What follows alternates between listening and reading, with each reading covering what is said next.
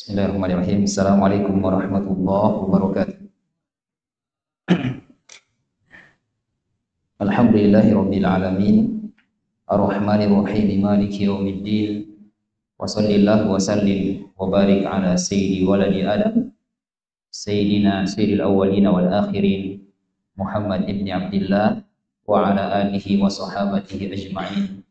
Wa ala tabi'ina wa tabi'ihim bi ihsanin ila yaumiddin wa ba'd. Kaum muslimin dan muslimat yang semoga senantiasa dirahmati oleh Allah Subhanahu wa taala, kita bersyukur kepada Allah atas segala nikmat dan karunia yang Allah berikan kepada kita berupa nikmat iman, nikmat Islam, dan hadirnya kita di tempat yang dimuliakan ini dalam rangka belajar ilmu agama yang merupakan kewajiban kita sebagai seorang muslim. Rasulullah SAW mengatakan, "Thalabul ilmi fardhatun 'ala kulli muslimin." Belajar ilmu agama adalah kewajiban bagi setiap muslim. Sehingga niat kita di sini jamaah sekalian adalah untuk ibadah. Ya, untuk ibadah agar bernilai pahala besar di sisi Allah Subhanahu wa taala. Kemudian salawat dan taslim kita haturkan kepada junjungan Nabi kita Nabi Muhammad sallallahu alaihi wasallam. Semoga salam hormat kita tercurahkan kepada beliau, para sahabatnya, keluarganya, dan seluruh umatnya hingga hari kiamat nanti. Jamaah yang dimuliakan oleh Allah Subhanahu wa taala, bab yang terakhir jamaah sekalian atau hadis yang terakhir pada bab ini adalah asar dari Ibnu Umar atau dari Umar bin Khattab radhiyallahu taala anhu. Ya, beliau radhiyallahu taala anhu ketika mencium Hajar Aswad, maka beliau mengatakan, "Inni a'lamu annaka hajarun wa annaka la tadurru wa la tanfa'." Wahai batu hitam, wahai Hajar Aswad, saya mengetahui bahwa kamu hanya batu saja. La tadurru wa la tanfa'. Tidak bisa memberikan mudarat dan tidak bisa mendatangkan manfaat. Laula anni ra'aitu Rasulullah sallallahu alaihi wasallam qabbalaka ma qabbaltuka. Kalau saya tidak melihat Nabi menciummu, maka saya tidak akan menciummu. Ini asar yang terakhir jamaah sekalian pada bab menghidupkan sunnah Nabi sallallahu alaihi wasallam. Ya. Jadi ini perkataan dari siapa? Umar bin Khattab. Ya, Umar bin Khattab. Ketika beliau mencium Hajar Aswad, beliau mengatakan, engkau hanya batu saja. Ya, batu rakoh. Ya, kilanjuku kita Nabi kita Muhammad sallallahu alaihi wasallam menciummu, maka saya tidak akan pernah mencium. Sehingga Umar bin Khattab melakukan ini, mencium Hajar Aswad karena mengikuti siapa? Nabi sallallahu alaihi wasallam. Ya. Dan itu hendaknya menjadi pelajaran bagi kita jamaah sekalian, bahwa apa yang dikerjakan oleh Nabi maka kita lakukan. Ada hikmahnya, ya, disebutkan hikmahnya atau tidak disebutkan sami'na wa ata'na. Bukan seperti orang Bani Israel ketika diperintah oleh Nabi Musa, mereka mengatakan sami'na wa asoyna. Ya, sami'na wa asoyna. Kalau sahabat Nabi sami'na wa ata'na. Bani Israel tidak. Sami'na wa asoyna. Kami dengar dan kami ingkari. Ya. Jadi kami dengar, kami ingkari. Adapun para sahabat maka sami'na wa ata'na. Kami dengar, kami taat. Jamaah yang dimuliakan oleh Allah Subhanahu wa taala, mungkin pembahasan kita agak melebar sedikit pada pembahasan at-tabarruk. Ya, keberkahan. Karena ini yang banyak terjadi di Masjid Nabawi dan juga di Masjidil Haram, ya, terkait masalah tabarruk. Kita lihat dulu bagian-bagian dari Ka'bah ini. Yang nomor satu ini, ada kelihatan. Nomor satu ini apa ini? Ya, ini Hajar Aswad ini.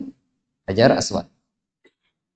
Yang ini nomor dua, ini pintu Ka'bah. Di antara nomor satu dan nomor dua namanya multazam. Ya, di antara nomor satu sama nomor dua ini, yang di sini nomor tiga ini.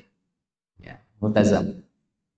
Kemudian nomor 4 Ini namanya Hijr, ya, Hijr Ismail. Hijr artinya hujro. Apa makna hujro? Ruangan, ya, ruangan yang dibangun oleh Nabi Ismail alaihissalam. Kemudian mana lagi? Yang ini apa ini? Ya, makom Ibrahim. Apa artinya makom? Kuburan?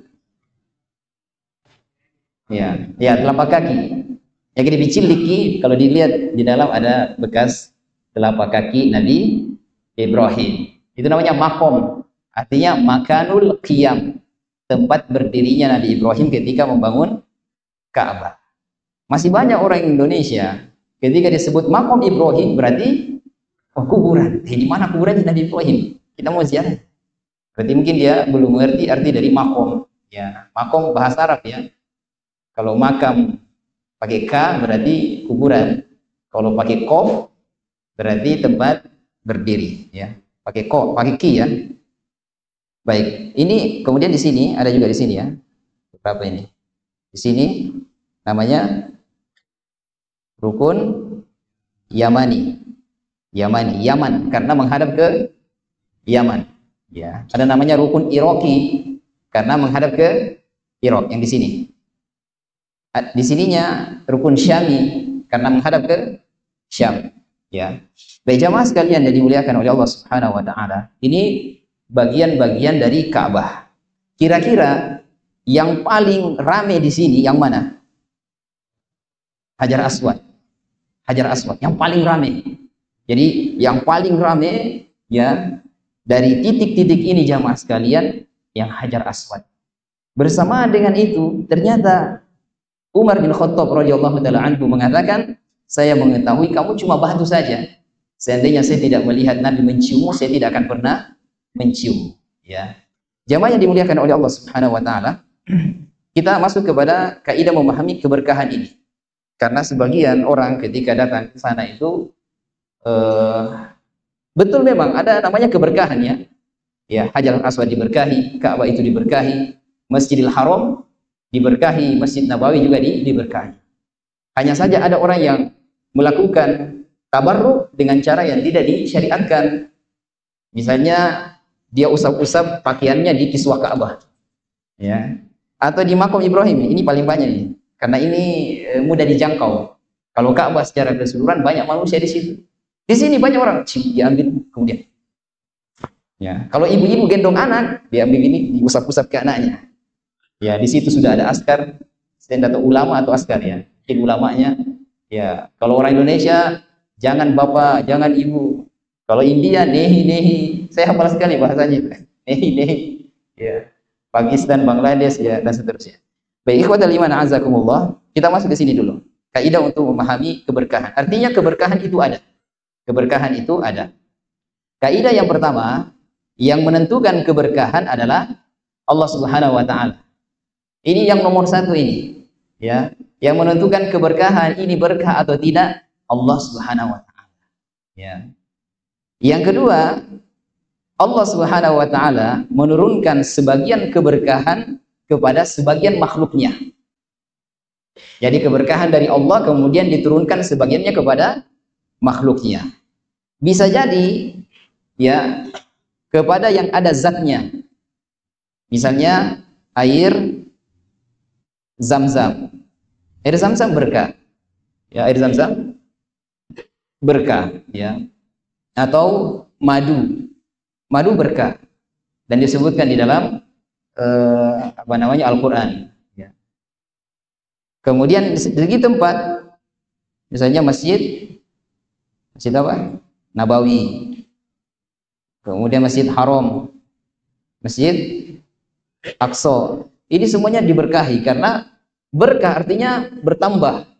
Pahalanya bertambah ya. Kalau dia sholat di Masjid Nabawi pahalanya 1000.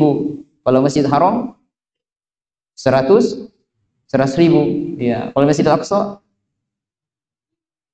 500 ya.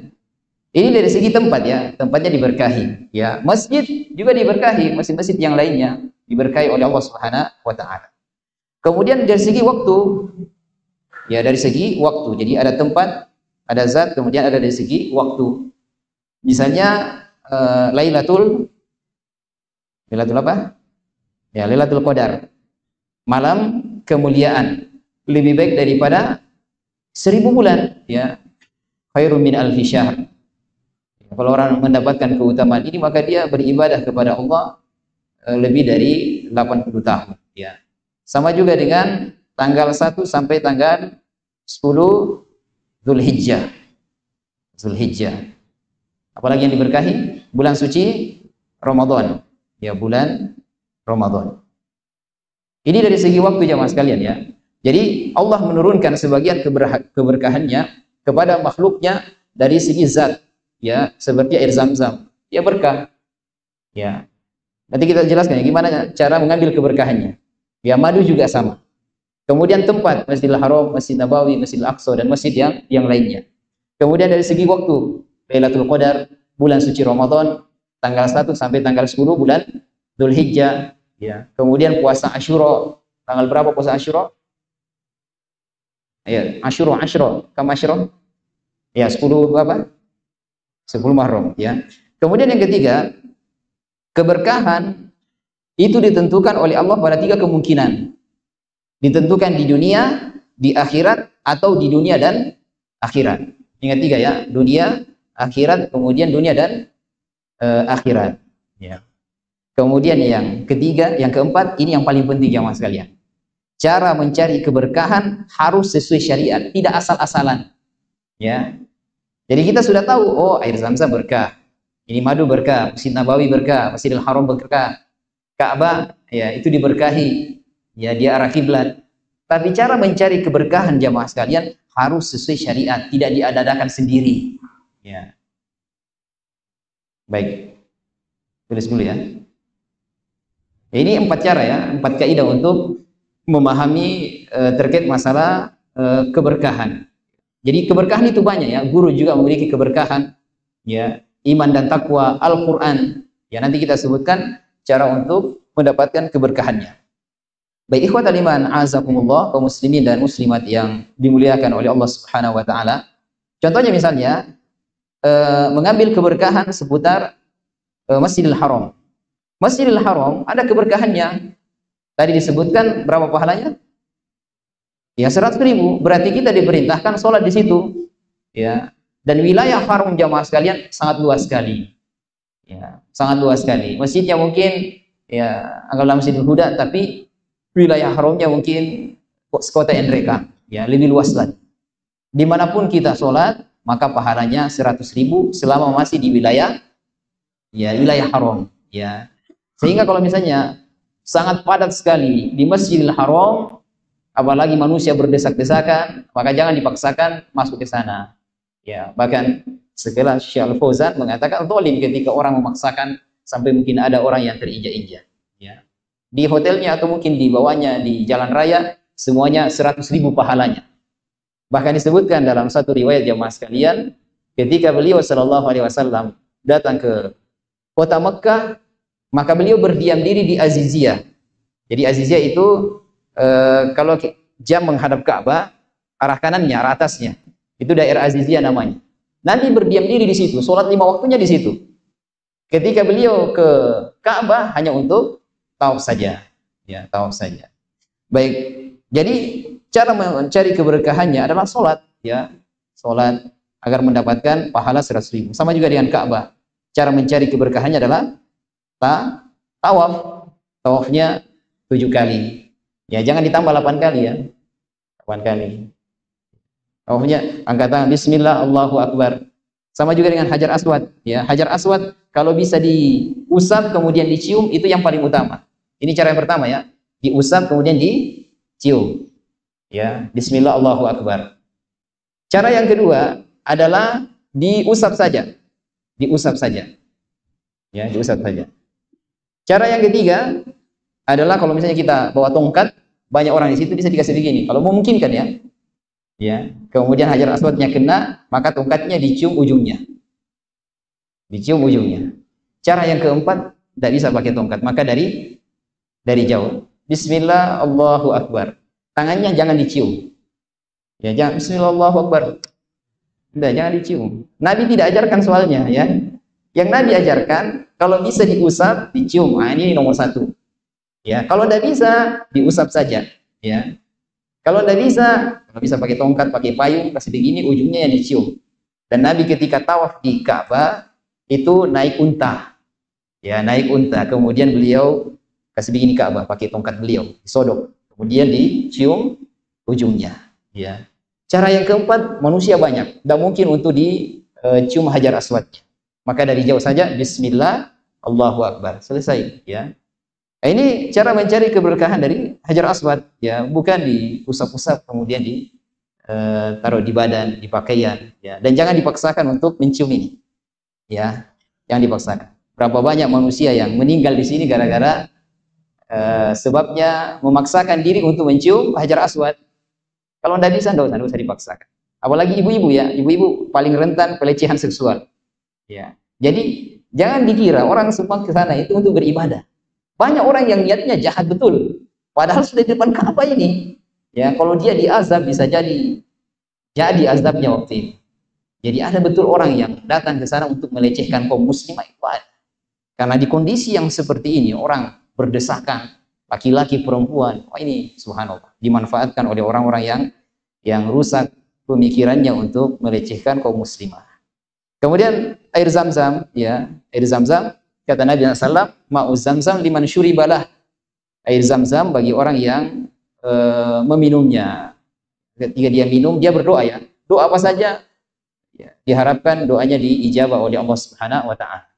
Ya, jadi jangan dijadikan jimat ya. Ada sebagian orang kasih masuk di botol, kemudian dia kantongi. Dia tidak minum, kemana-mana dia bawa. Sama dengan kiswah Ka'bah.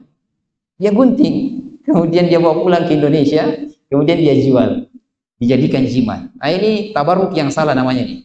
Ya, tabaruk yang salah. Jadi jamaah sekalian, Ka'bah yang besar seperti ini, yang diperintahkan untuk diusap hanya dua. Yang pertama Hajar Aswad. Ya, kalau memungkinkan, kemudian yang kedua rukun Yamani. Diusap saja kalau memungkinkan. Kalau tidak, maka dilewati saja. Adapun yang lain tidak usah diusap-usap badan di situ, ditaruh baju, digosok-gosok, ya. Dan itu banyak yang begitu. Anaknya juga kalau dia bawa anak, dia taruh ini, dia taruh di kiswah Ka'bah, digosok-gosok anaknya. Berharap keberkahan Ka'bah itu pindah ke anaknya tersebut. Ini keliru semua ini. Nabi tidak ajarkan. Ya. Yang Nabi ajarkan Hajar Aswad, rukun Yamani. Kemudian yang ketiga ada satu lagi namanya multazam. Multazam.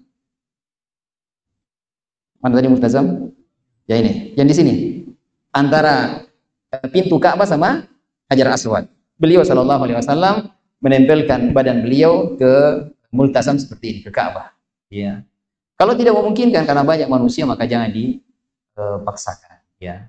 Jadi jamaah sekalian, ingat poin yang keempat tadi ya, kaidah memahami keberkahan harus sesuai yang disyariatkan, jangan diada-adakan, ya.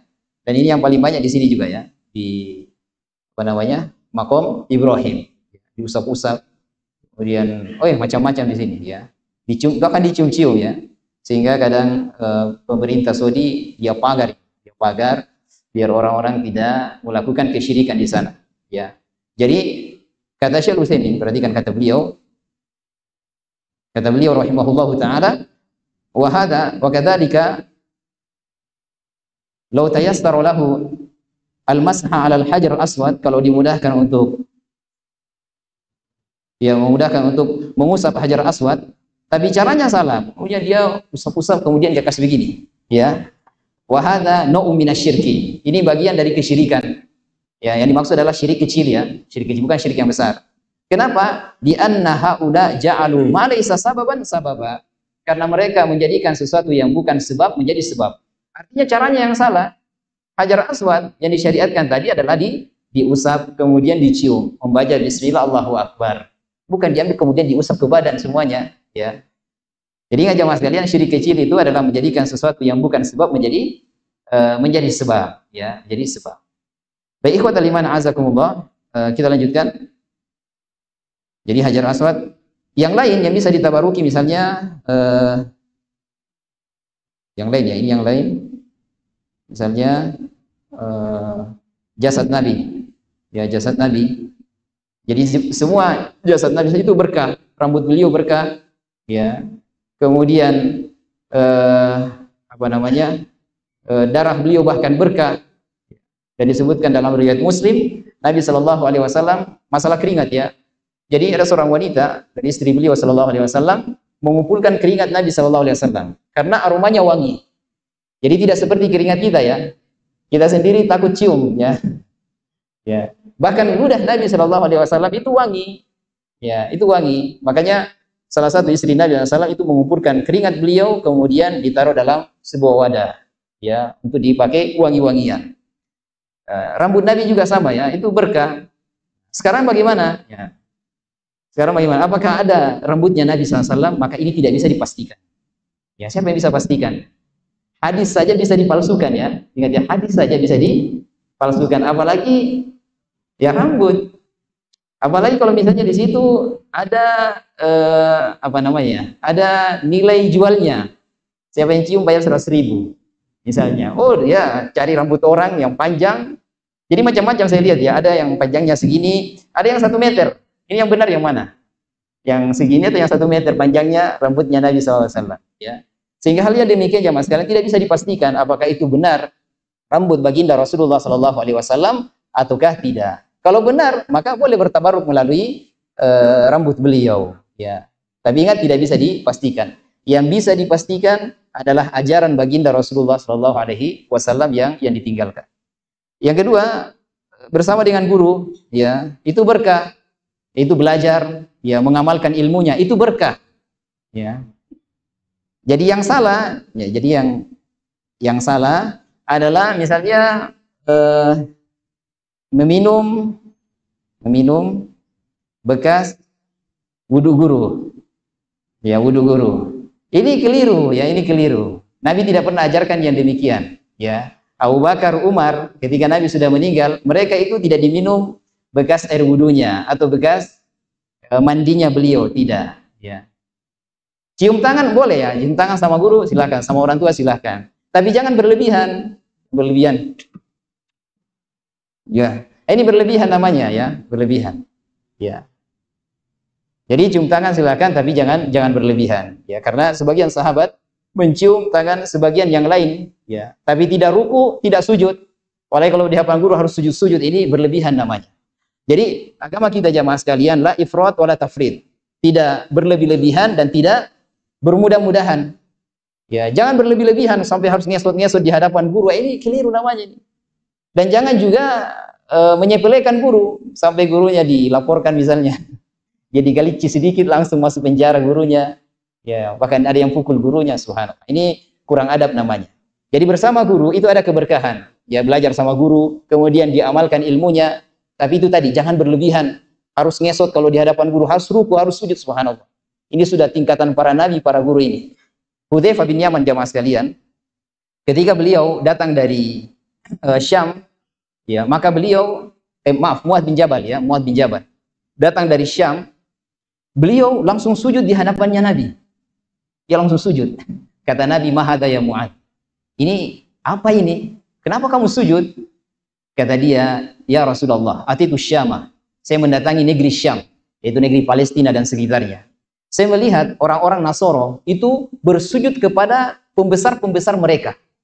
Maka saya di dalam hati mengatakan, yang lebih layak untuk disujudi adalah Nabi Shallallahu Alaihi Wasallam. Karena manusia paling terbaik adalah beliau. Maka ketika saya pulang sampai di Madinah, saya pun bersujud di hadapanmu. Kata baginda Nabi SAW, la taf'al ya Mu'adz. Jangan ulangi lagi. Ya, seandainya saya diperintahkan untuk menyuruh seseorang agar bersujud dengan yang lainnya, la amartul mar'ata an tasjuda li zawjiha. Saya akan perintahkan wanita untuk sujud kepada suaminya. Ya.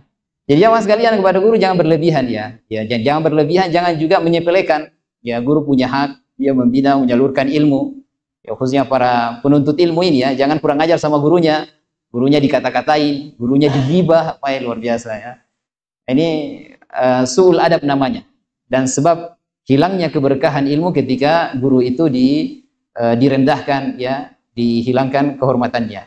Baik, kemudian yang lain ya. Yang ketiga misalnya misalnya tadi madu ya, madu. Cari keberkahannya diminum, ya, diminum. Tapi ingat, ketika kita meminumnya untuk mendapatkan kesembuhan, kita meyakini bahwa kesembuhan itu dari Allah Subhanahu wa taala. Semuanya jemaah sekalian, obat juga sama. Ketika kita minum obat, kita yakini yang memberikan kesembuhan adalah Allah. Adapun obat ini sebagai apa? Sebab. Ya, sebagai sebab saja. Bukan sebagai penentu. Ya, sama juga ini paling banyak. Kita mungkin ada yang bertani. Tani bawang, petani jagung, pakai apa namanya itu? Obat ini, ya, obat A, obat B, atau racun A, racun B, ya. Ketika ditanya, "Wih, bagus sekali itu hasil panenmu." Ada, "Oh ya, saya ini yang saya pakai. Racun ini, oh kalau racun ini, oh mati semua itu ulat." Ya. Dia hendaknya menggantungkan hatinya itu kepada Allah Subhanahu wa taala. Adapun racun ini, obat itu, maka dia menjadikannya sebagai sebab saja. Ya, sebagai sebab. Kapan dia mengatakan, "Oh ini yang menghilangkan semuanya." Allah Subhanahu wa taala itu tidak ada sangkut pautnya sama ini. Wah, ini bahaya yang seperti ini. Baik. Kemudian jamaah sekalian, ya, yang lainnya 4, ya, Al-Qur'an itu sendiri, ya, Al-Qur'an. Al-Qur'an. Ini bisa diambil keberkahannya dengan cara dia apa? Dibaca. Pahalanya besar. Ya, satu huruf berapa? 10 pahala. Satu huruf 10 pahala. Kalau dia baca surat Al-Fatihah itu berapa dia dapat pahalanya, ya. Kemudian diamalkan, ya, diamalkan. Ya, diamalkan. Baik, ikhwatal iman azakumullah, di antara yang keliru juga adalah mengambil keberkahan di sini. Ini tidak ada keberkahannya sama sekali jamaah sekalian. Ya, ada orang datang ke sana, kemudian di sini banyak sekali tulisan di sini. Ditulis namanya dulu dia, misalnya fulan, kemudian dikasih love begini, ya, kemudian fulana. Dia meyakini bahwa ini namanya apa? Ini namanya apa? Ini bukit ini. Jabal apa? Jabal Uhud. Ya, Jabal Rahmah. Kalau diterjemahkan apa artinya?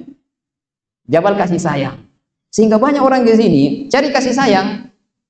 Ya, artinya gimana caranya? Ya, dia datang ke atas. Di sini banyak tulisan, teman. Kalau misalnya para jamaah coba searching di YouTube, ya, itu banyak sekali tulisan di situ. Ya, ditulis di situ fulan, love, fulana. Harapannya nanti lenggang. Ada yang sudah suami istri, ada juga yang belum menikah, tulis namanya di situ. Ada juga yang foto ditaruh di situ. Foto satu keluarga ditaruh. Harapannya mereka baik-baik saja. Ini namanya jamaah sekalian menjadikan sesuatu yang bukan sebab menjadi sebab. Dan itu syirik kecil. Tidak boleh. Ya, tidak boleh, itu syirik kecil. Jadi saya kadang bingung, ya, kita niatnya ibadah sampai di sana setelah umroh berbuat syirik. Bagaimana ibadah kita diterima oleh Allah Subhanahu wa taala? Sehingga saya kadang sampaikan kepada ustaz-ustaz, para pembimbing umroh, kalau berangkat kasih paham dulu masalah ini. Dan juga di masalah di Ka'bah jamaah sekalian, ya. Kalau dia tidak kuat-kuat iman, jangan sampai dia menganggap Tuhannya adalah Ka'bah. Ya. Yang mengatur semuanya Ka'bah, ini keliru. Ka'bah hanya sebagai arah kiblat saja, ya, arah kiblat. Jadi jemaah sekalian, banyak sekali orang-orang yang keliru dalam memahami ini, dan itu sebagai bentuk kasih sayang kita kepada mereka. Dijelaskan, ini tidak boleh, ya, ini dilarang oleh Nabi Shallallahu Alaihi Wasallam. Sama juga dengan ini jemaah sekalian. Ini saya baru dengar kemarin, ya. Ini di kota Madinah, namanya Bir Gors. Ini ada tulisannya Bir Gors. Saya waktu itu ditanya jamaah, Ustaz, tolong carikan air sumur Gors. Saya belum tahu ini apa Gors ya maksudnya. Ya, saya bilang, oh ya, insya Allah kalau saya dapat saya carikan. Setiap hari dia bilang Gors. Mana itu Gors ya? Saya tanya teman, mana itu Gors? Saya tidak tahu juga. Ternyata memang ada. Jadi sumur ini jamaah sekalian adalah sumur yang digunakan untuk memandikan jasad Nabi SAW. Ya, ini namanya Gors. Tapi tidak ada keberkahan di situ. Ya, jangan sampai ada orang sana bawa botol kemudian ditaruh dibawa pulang, dijadikan obat. Ini tidak ada. Air Zam-Zam itu lebih berkah daripada sumur tersebut. Baik, ikhwatal iman, ini semuanya diantara pelanggaran di kota suci Mekah dan Madinah, dan harus menjadi perhatian, ya, agar kita tidak terjerumus kepada pelanggaran tersebut. Ya. Baik, saya sebutkan satu dalil terkait masalah keringat Nabi Shallallahu Alaihi Wasallam. Dari Ummu Sulaim radhiyallahu taala anha, dia berkata, anna Nabiya sallallahu alaihi wasallam kana ya'tiha fayakilu indaha. Nabi sallallahu alaihi wasallam pernah datang ke rumah Ummu Sulaim, untuk tidur siang di sana. Maka Ummu Sulaim pun menghamparkan karpet kulit agar Nabi tidur di atasnya. Ternyata ketika Nabi SAW tidur, beliau banyak berkeringat. Ummu Sulaim pun mengumpulkan keringat beliau dan memasukkannya ke dalam tempat minyak wangi. Ya, artinya ini diantara keberkahan pada jasad beliau Sallallahu Alaihi Wasallam. Dan ini khusus untuk beliau, tidak bisa kepada manusia yang lain. Apalagi orang yang hidup saat ini, ya keringatnya dikumpulkan oleh muridnya kemudian dijadikan minyak wangi. Ya, ini bukan berkah namanya ya, ini dilarang ya, tidak boleh seperti itu. Ini berlebih-lebihan namanya. Atau air ludahnya dia kasih ke muridnya satu-satu. Ini gulu ya, berlebihan. Ya. Kemudian jemaah sekalian, keberkahan yang lain adalah iman dan takwa. Ya, ini berkah. Allah mengatakan, walau anna ahlal qura amanu wattaqau lafatahna alaihim barakatim minas sama'i wal ard. Seandainya penduduk suatu negeri beriman dan bertakwa kepada Allah Subhanahu wa taala, maka akan dibukakan keberkahan dari langit dan dari bumi. Ini berkah, ya. Baik, wallahu a'lam bishawab. Ini pembahasan yang terakhir jemaah sekalian pada bab ini. Baik jemaah yang dimuliakan oleh Allah Subhanahu wa taala, kita cukupkan sampai sini. Semoga Allah Subhanahu wa taala memanggil kita semuanya untuk datang ke tanah suci Makkah dan Madinah untuk ibadah haji ataupun ibadah umrah. Semoga apa yang kita pelajari menjadi ilmu yang bermanfaat. Allah jauhkan kita dari segala kesyirikan, baik itu syirik yang kecil apalagi syirik yang besar. Semoga Allah Subhanahu wa taala memudahkan semua urusan kaum muslimin, urusan Bapak Ibu sekalian, diberkahi rezekinya, dimudahkan urusannya, dan semoga Allah Subhanahu wa taala memberikan kesabaran bagi saudara kita yang ada di Palestina. Innahu waliyudzalika wal qadiru alaihi. Subhanakallahumma wa bihamdika asyhadu an la ilaha illa anta astaghfiruka wa atubu ilaik. Assalamualaikum warahmatullahi wabarakatuh.